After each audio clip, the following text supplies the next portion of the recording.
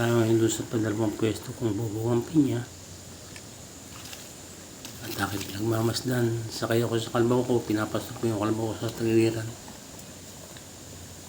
Yung bang sabi ko nga, noong una panahon, itong ang mga panahon ito, January, malalaki na ang bunga ng pinya. Pero ngayon pala sumusulpot yung bunga. Hindi tulad doon na una ang pinya. Ngayon late na masyado ang bunga ng pinya.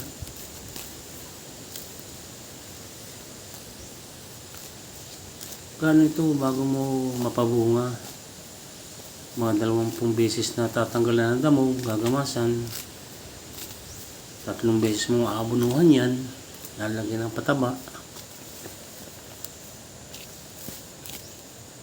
Sa loob ng 2 taon na pag-aalaga mo sa pinya, bang parang hindi na, kasi dati 18 months lang ang bunga ng pinya. Ngayon aabot ng 2 years. Kasi nga baka may higit pa. Kasi mapuputi yan, baka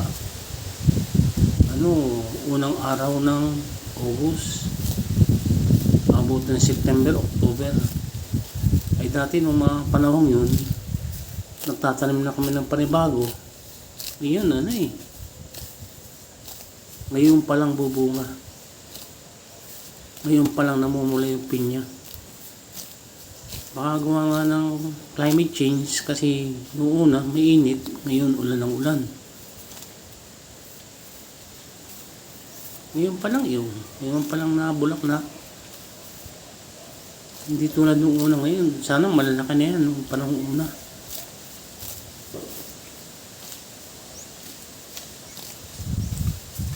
Ang tagal. Isipin mo yan, gagamasan mo, lilinisin mo yan, tatanggalan mo ng damo sa loob para mapanatili mo sila malinis, para hindi pasukin ng mga maninira. Yung abono dapat laging, kung kailan lalagyan, dapat malagyan mo na.